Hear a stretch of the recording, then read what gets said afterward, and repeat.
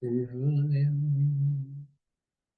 Om Namo Bhagavate Vasudevaya. Narayanam Namaskritya Naram Chaiv Narottamam Devim Saraswatim Vyasam Tato Jayamudiriye Nashtaprayeshu Avadreshu Nityam Bhagavata Sevayam Bhagavati Uttam Shloke Bhaktir Bhuti Naishtaki. So continuing with the discussion on Srila Prabhupada Lilamrita by Satsvarup Das Goswami, Volume 1, A Lifetime in Preparation, India, 1896 to 1965. Chapter 10, This Momentous Hour of Need. So Prabhupada is now at Chippivada temple and he's writing Srimad Bhagavatam. Despite his plans to settle down and begin the monumental task of translating Srimad Bhagavatam, Bhaktivedanta Swami was ready to preach in other ways also. In October of 1959, he had encountered a news article in the Times of India. Two American scientists had received the Nobel Prize in Physics for discovering the antiproton. According to one of the fundamental assumptions of the new theory, the article read, there may exist another world or an anti-world built up of antimatter. The other world reminded Bhaktivedanta Swami of the eternal spiritual world described in Bhagavad Gita. He was well aware that the scientists were not speaking of anti-material in the sense of eternal or spiritual, but he thought of using their scientific terms to capture the interest of scientific-minded people. He conceived of an essay presenting the theistic science of Bhagavad Gita in terms of the anti-material particle and the anti-material world. It was a time when the whole world was talking of space travel. Indian news media had reported the Russian Sputnik 2 years ago, and the race for space had begun. Seizing on the current interest in space travel, Bhaktivedanta Swami described how by Bhakti Yoga the soul can travel past the farthest reaches of space to the eternal planets of the spiritual world, where life is blissful and full of knowledge. He gave his own fresh translations of Bhagavad Gita verses couched in the language of the new physics, with its anti-material particle and anti-material world.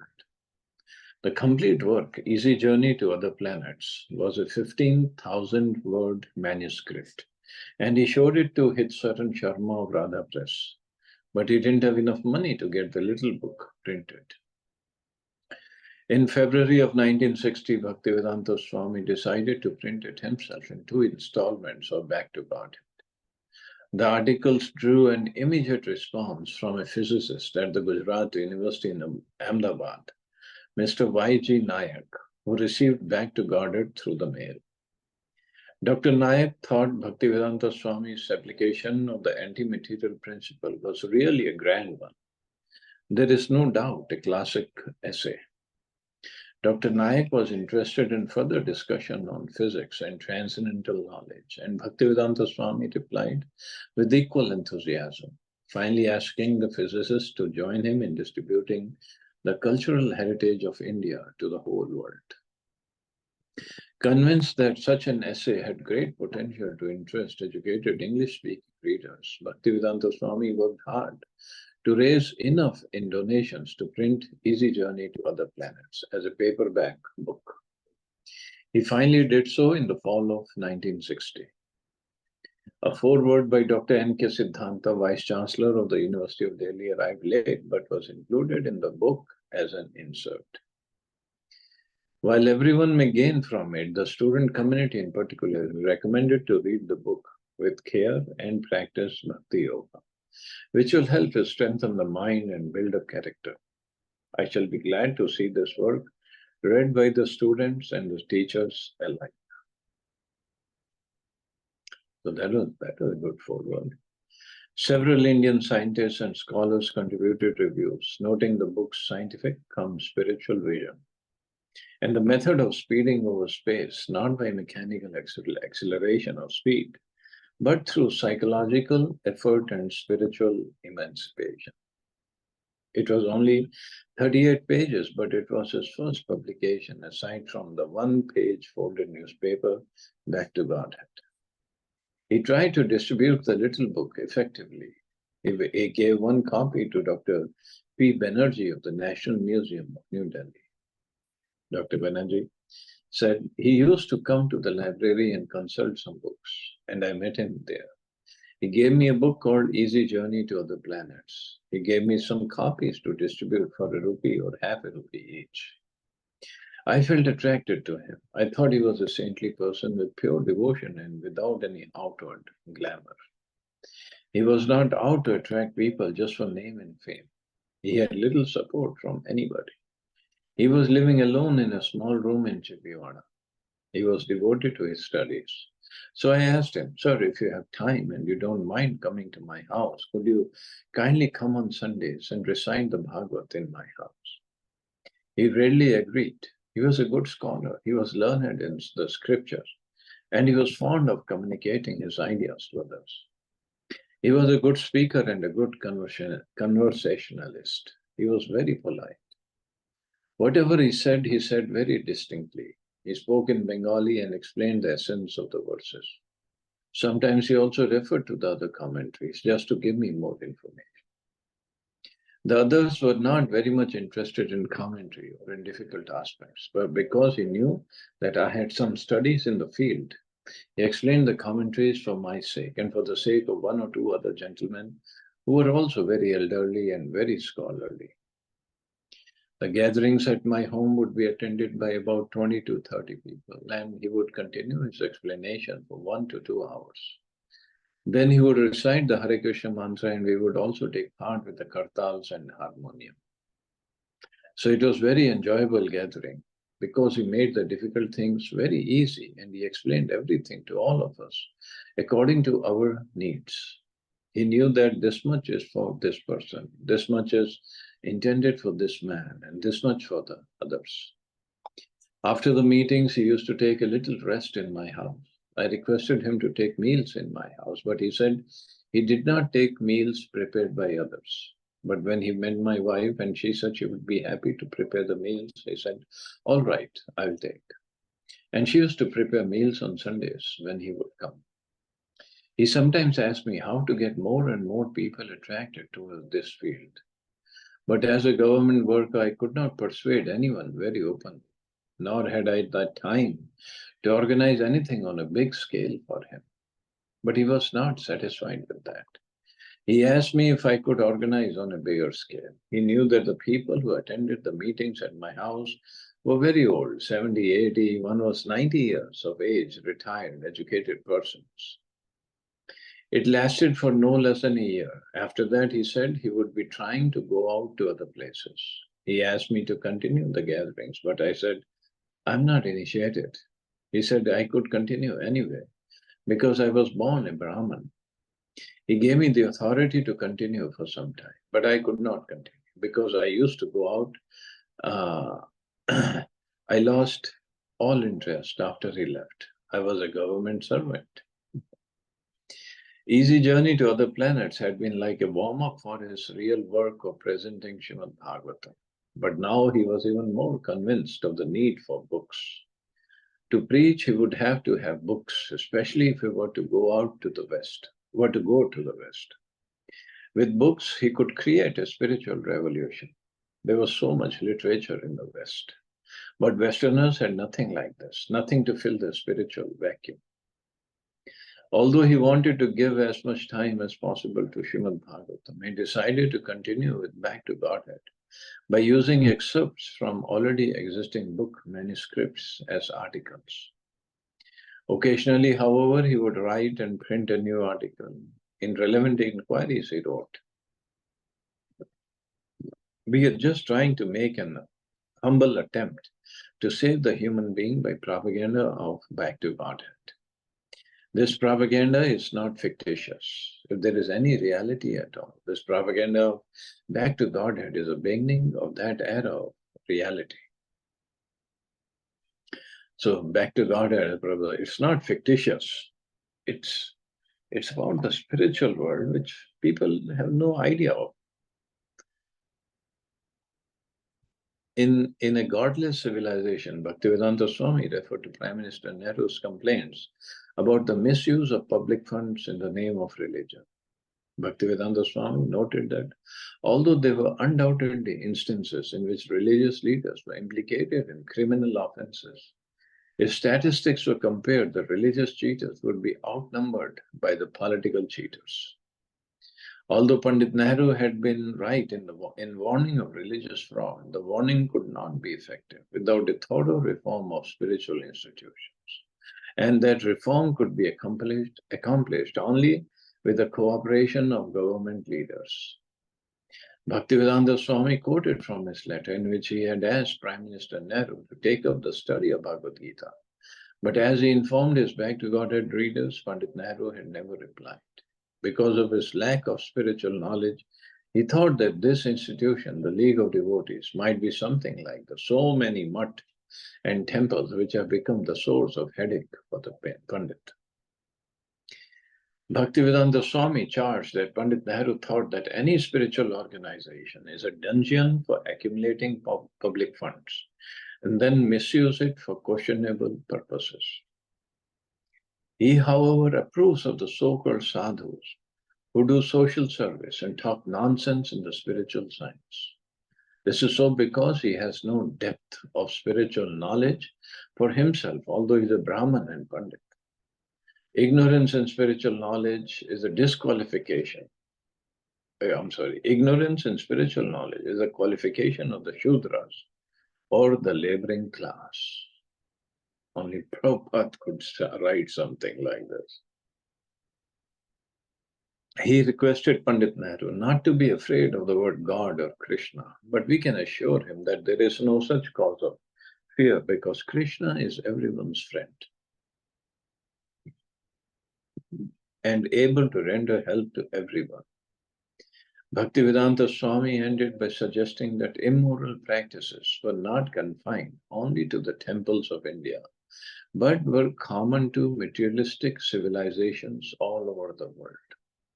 In particular, he cited the disturbances amongst youth that were becoming rampant in the 1960s.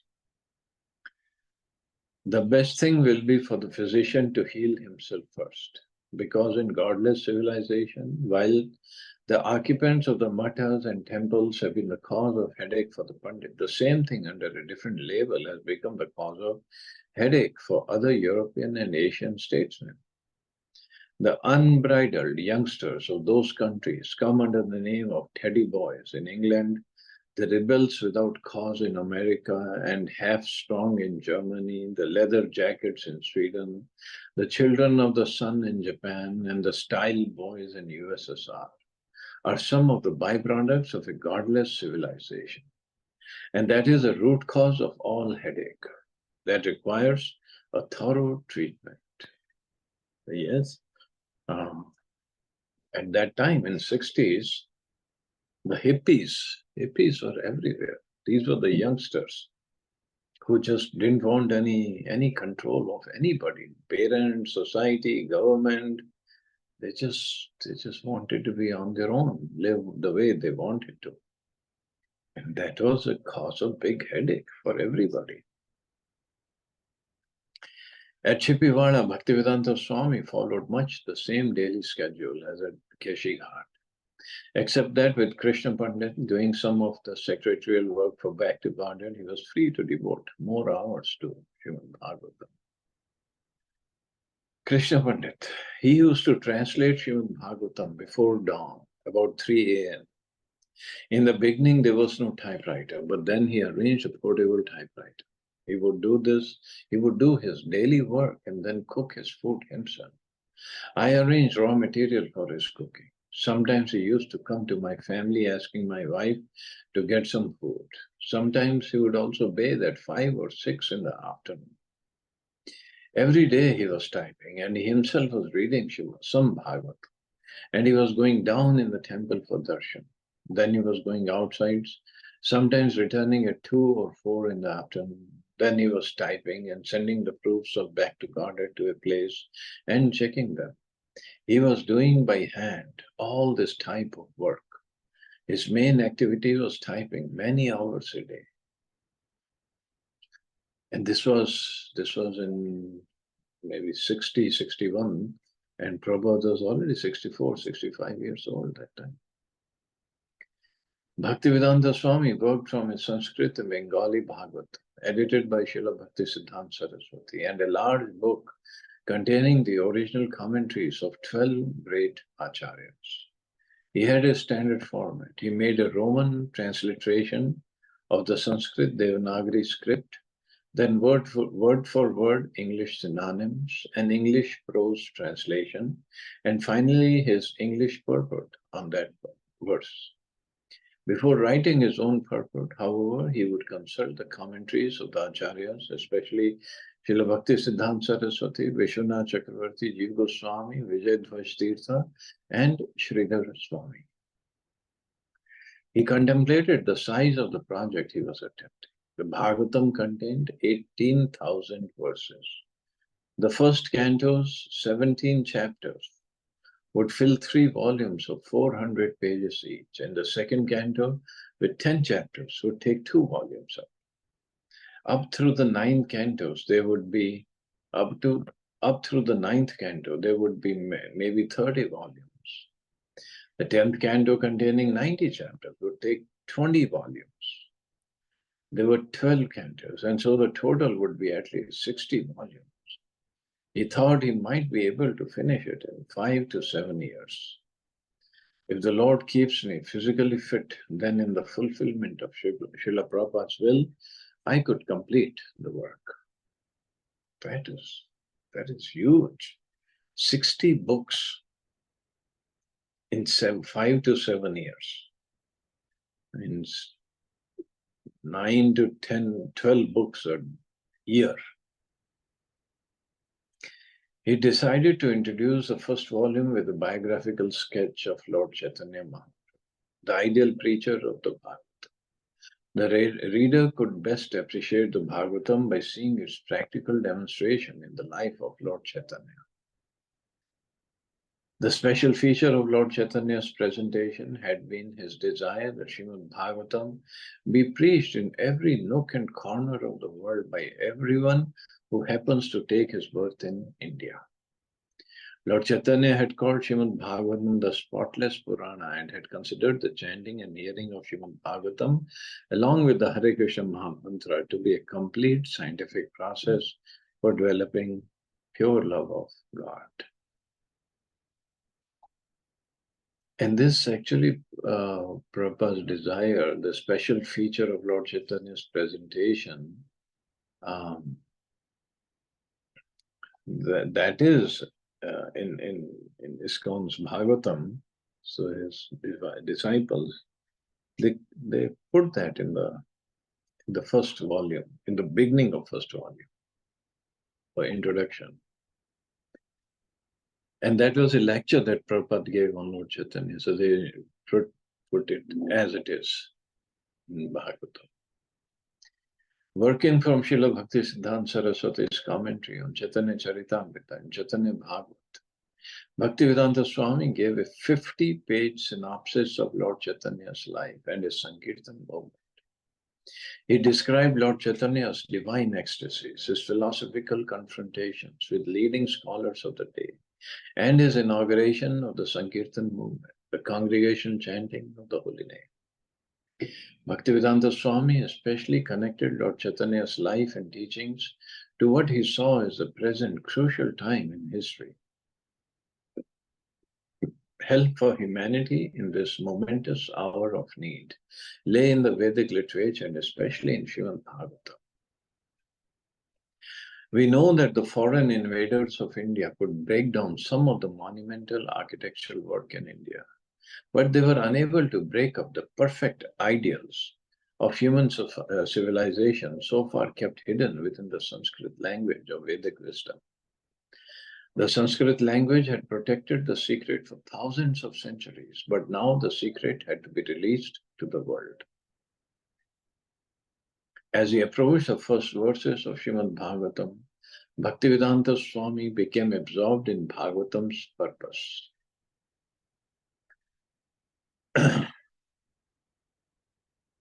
The verses stress that the Bhagavatam alone could save society from the evil influences of the age of Kali. Srimad Bhagavatam's recommendation for this age was simply to hear from the pure devotees about the Supreme Personality of Godhead Krishna. The setting of the Bhagavatam was a gathering of sages at Naimisharanya about 5,000 years ago, at the dawn of the present age of Kali. Foreseeing the degradation of humanity, the sages, as a senior member of the assembly, Sut Goswami, now that Lord Krishna, the shelter of all religious principles, has returned to his spiritual abode, where are religious principles to be found? The Suta's answer was that the epic Srimad Bhagavatam, which is as brilliant as the sun, was a literary incarnation of God and would give direction to persons lost in the dense darkness of Kali Yuga. So this is what Bhagavatam is. It's a literary incarnation of God. In the beginning of Srimad Bhagavatam, Srila Vyasadeva, under the instruction of his spiritual master, Narad Muni, sat down and entered a deep meditation.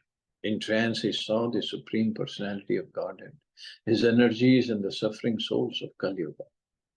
He also saw that the remedy for their suffering was pure devotion service.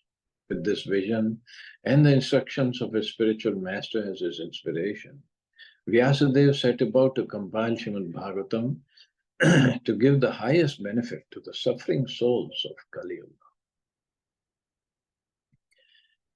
But the problem is, if we don't think we are suffering, then what can be done? If you think, oh, I'm enjoying, and this is my goal of life, eat, drink, and be merry. So they will not even look at Bhagavatam.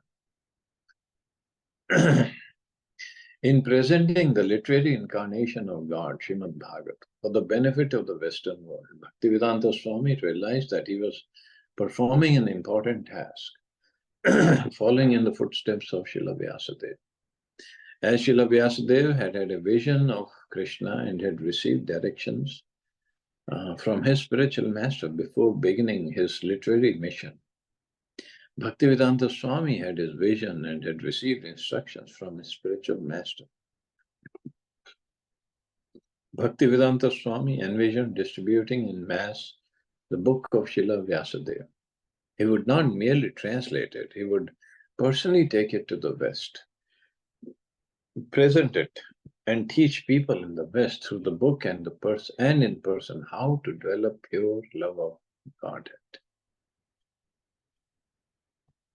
So very, very monumental task he was ready to take. Srila Prabhupada, the Communist Party has become popular simply by distributing the literatures. In Calcutta, the communist agents were inviting friends and reading their literature. The Russians never came to India, but by distributing literature in every language, they got a pretty good number of followers. If it is possible for ordinary third-class, mundane literature, why shouldn't transcendental literature create devotees all over the world? There is good potency for pushing on these literatures very vigorously from village to village. The Bhagavad Dharma is the original religion of the human society. Whatever else may be passing as religion has come from the Vedic literature. People are after these books. They're hankering for them. Lord Chaitanya said that in every town and village on the surface of the world, they will know the message of the Sankirtan movement.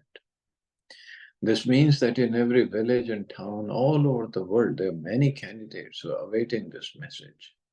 It is transcendental literature. Nobody can challenge it. It is done so nicely, without any spot, the spotless Purana. So this was his mood to translate and write commentary on Bhagavatam. Yes, we can stop here. See anybody has any questions or comments? Hare Krishna, Prabhuji. Hare Krishna. Prabhuji, as per the promise, please tell us something about Yog Maya. Yesterday you said, no? So Yog Maya, Hmm.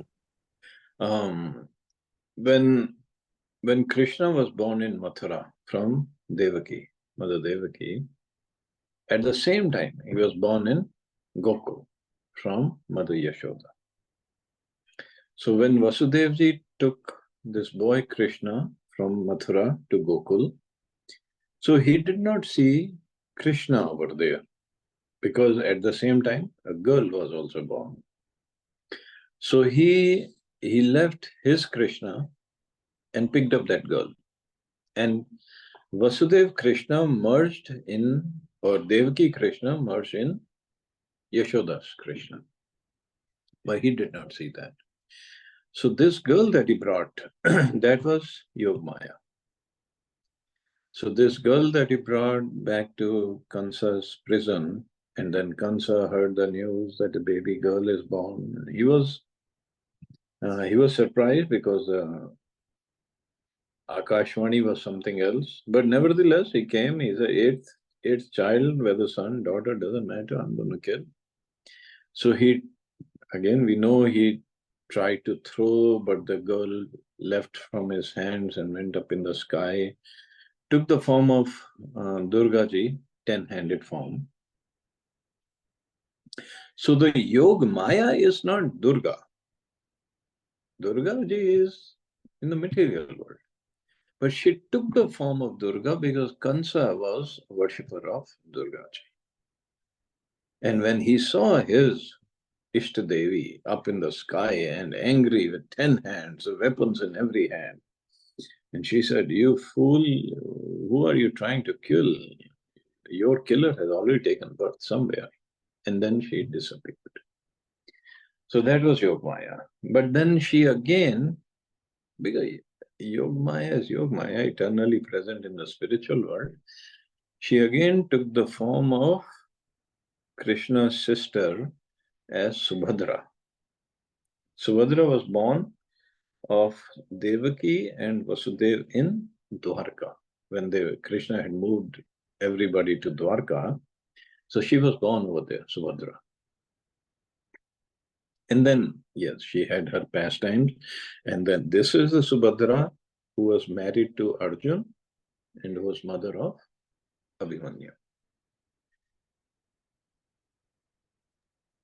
That is fantastic, Prabhuji, because the second part I was not aware of, that Subhadra was, that Yog Maya again Yeah, taken a birth as Subhadra a. is Maya.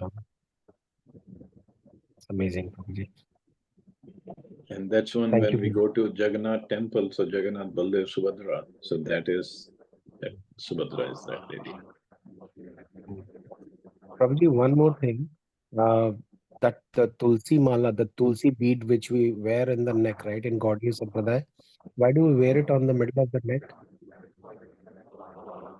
Why do we wear on? Middle, I mean, mostly, generally we see that, right, in the middle of the neck. If you go to Navadip or in the Gaudiya Sampradaya, right, especially if you go to West Bengal, right, I've seen those the Gaudiya Sampradaya, all the bhakts, they wear it in the middle of the neck. That, I think it's a double layer thread, Now something we like that. wear, after those who are initiated, they wear 3 rounds. But mine Hmm. comes at the bottom of the neck, not the middle. So, Because if you put it in the middle, then you cannot wear the shirt if you have to close the button. mhm. And So like there are. 3 rounds are there that represents that we are supposed to abide by sadhu, guru, and shastra. Sadhu, Guru, and Shastra. Okay, Prabhuji. Yeah, before initiation, we wear 2 rounds, sadhu and shastra, because that time we don't have a guru. But anyway, Prabhupada is our eternal guru, so you can wear. I actually bought two from ISKCON, Prabhuji. And recently, I was having those double layer. Then I bought another one with a single layer, like you have it in your neck, the same way. I have Mhm. it a single. but it's at the base of the neck. I bought it from ISKCON. Okay. But we wear one mala with 3 rounds. It's a long enough mala. Okay. Thank you, But Prabhuji. there, whether 2 layer, 1 layer, 3 layers, the importance is, it is said that if somebody is wearing Tulsi Kanthi mala, and even if he is a very sinful person, so if he dies, the Yamdutas don't come close to him. Won't go to hell. Narak. Yeah, will not go to hell. Yamdutas don't come near him if he is wearing Tulsi. Acha, there was a reason I asked this question because I heard that that long mala, the long tulsi mala, some people wear it, right, which is goes up till the chest. So they say that in the heart, our Swayambhu Prabhu, Lord Vishnu, Lord Krishna, it resides, and that's why the tulsi, the last part of the tulsi mala should touch that heart. Some kind of logic. See, they can give whatever logic, whatever they want to follow, it's fine. But this is what Srila Prabhupada did, and Prabhupada told, and this is what we follow. That's all. I mean, now you will find some people wearing Tulsi mala, and those Tulsi beads are interspersed with the gold beads. Yeah. That's up to them. I'm not going to say anything. Just wear simple Tulsi Kanthi mala, that's all. Yeah. Right, Prabhu. Hare Krishna, Prabhuji, please accept my humble obeisance. Hare Prabhuji, so Krishna. suppose if a person die and at that time he don't have that tulsi mala on his neck, but before the cremation, if we put it, because I have seen many family putting it before cremation, and so will it also have, help that person? Before cremation, you meant, right? Yeah, before cremation, yes. Okay, yes, it helps. Not just Tulsi mala. If you just take one stick of Tulsi, little stick, put it in the pocket or on the dead body of the person, and then cremate him, it has the same effect. Hari Bol. He will not go to hell. It's the power of Tulsi. Hari Bol. Prabhuji, I Also, do have. yeah, beta. Yes, please go ahead, Prabhuji. Sorry. Also, now there are 2 different paths or philosophies, I can say. One is, okay, one should not wear Tulsi mala if he eats meat or drinks, because it is offensive to Tulsi. Yes. But what I follow, what I have heard, what I've learned, you wear Tulsi, and even if you're eating meat or drinking, but because Tulsi Maharani is there, and she will make you quit eating meat and drinking. Yes, Prabhuji, there is an example at my home only. Yeah, that's what I follow. I don't follow that you leave everything, then you're ready for Tulsi Mala. So even Prabhuji, they were wearing it, means they used to remove it while eating, but now by the time it's like always gone. They don't now eat meat to eat. Yeah, Tulsi Maharani is so pure. I mean, she helps. Yes. Prabhuji, just addition to what Mataji said, it has happened, like my father never wore it, like Tulsi Mala, but even my mom was pushing to go ahead and wear it. He was wearing a Rudraksh or something like that, sometimes with Patik Mala and all. But at the end, like during the death, my mother has put a Tulsi leaf in her mouth, in his mouth, and some Ganga Jal. So is that also okay? Oh yeah. Oh yeah. So it's the mercy and Yeah. power of Tulsi Maharani. Yes, yes. And Prabhuji, one more thing, like I see that whenever at my home there are Tulsi Maharani which gets dried up. So those sticks I collect and I keep it, even the dried that stems. So is it okay to keep that? Because I find it sometimes I think that I will create some mala or out of it. but I don't get time. But still, I store it at my home. Yeah, that's okay. Okay, Prabhuji. There's And nothing wrong. sometimes I used to lit candle after adding those cotton beads on it. Then I try to during Kartik. I tried once actually. They're all fine. Tulsi Maharani is very, very merciful. That's all I know. Okay, Prabhuji. Thank you so much. I was feeling like मैंने पढ़ा और मैंने implement कर दिया ठीक तो है करके. Yeah, yeah. ठीक है. Thank you so much, Prabhuji. Hare Krishna. You're welcome. Hare Krishna. Jai Srila Prabhupada. Hare Hare Krishna. Thank Krishna. you, Jai Prabhuji. Srila Prabhupada. Thank you.